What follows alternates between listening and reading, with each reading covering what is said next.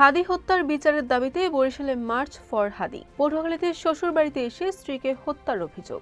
বরিশাল নগরীতে ইয়াবা মাদকসহ বাবা ছেলে আটক। রাজাপুরে কৃষকের 2 শতাধিক গাছ কেটে জমি দখলের চেষ্টার অভিযোগ। দুমকিতে পাগলা কুকুরের কামড়ে অন্তত 35 জন আহত। ঢাকা বরিশাল মহাসড়কের মাদারীপুরে গাড়ির চাপায় এনজিও কর্মী নিহত। পিরোজপুরে কাজ না করেই 44 কোটি টাকা আওয়ামী লীগ নেতার পকেটে। বরিশালে প্রেমিকা সহ ঘুরতে গিয়ে স্ত্রীর হাতে ধরা খেলেন স্বামী। আসসালামু আলাইকুম। বরিশাল.নিউজ থেকে রাত 9টার শীর্ষ সংবাদ আমি ফারহানা করিম তুলি। এতক্ষণ শুনলেন সংবাদ শিরোনাম, এখন বিস্তারিত। ইনকিলাব মঞ্চের মুখপাত্র ও ঢাকা 8 আসনের সম্ভাব্য স্বতন্ত্র সংসদ সদস্য প্রার্থী শহীদ শরীফ ওসমান হাদি হত্যার বিচারের দাবিতে বরিশালের সড়ক অবরোধ করে বিক্ষোভ মিছিল সমাবেশ অনুষ্ঠিত হয় মার্চ ফর হাদি। সোমবার সকাল 12টায় বরিশাল ব্রজমোহন কলেজ থেকে একটি বিক্ষোভ মিছিল বের করেন। পটুয়াখালীর মির্জাগঞ্জে পারিবারিক কলহের জেরে কুলসুম আক্তার নামে এক গৃহবধূকে শ্বাসরোধ করে হত্যার অভিযোগ উঠেছে তার স্বামীর বিরুদ্ধে। রোববার রাত 9টার দিকে উপজেলার আমরাগাছিয়া ইউনিয়নের দক্ষিণ আমরাগাছিয়া গ্রামে হত্যাকাণ্ডের এই ঘটনা ঘটে। বরিশাল নগরীর 2 নং ওয়ার্ডস্থ কমিশনার গলিতে মাদকসহ বাবা ছেলেকে আটক করেছে কাউনিয়া থানা পুলিশ। শনিবার বিকেল 5টায় অভিযান পরিচালনা করে তাদের আটক করা হয়।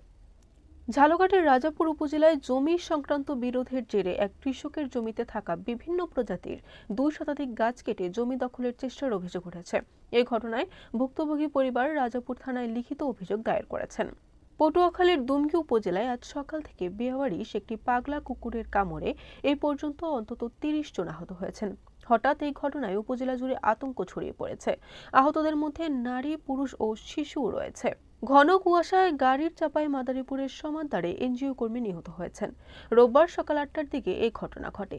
রাজৈর থানায় অফিসার ইনচার্জ শেখ মোহাম্মদ আমিনুল ইসলাম ঘটনার সত্যতা নিশ্চিত করেছেন।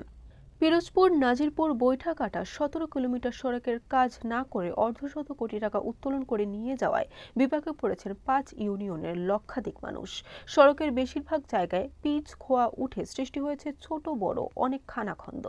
ঢাকায় যাওয়ার কথা বলে বাড়ি থেকে বের হয়েছিলেন স্বামী, কিন্তু ঢাকায় না গিয়ে প্রেমিকার সাথে ঘুরে বেড়াচ্ছিলেন তিনি। তবে শেষ রক্ষা হলো না, ধরা পড়ে গেলেন স্ত্রী এবং বৃদ্ধা মায়ের কাছে। ঘটনাটি ঘটেছে রোববার দুপুরের দিকে বরিশাল নগরীর ফজলুল হক এভিনিউ সড়কে। বরিশাল.নিউজ।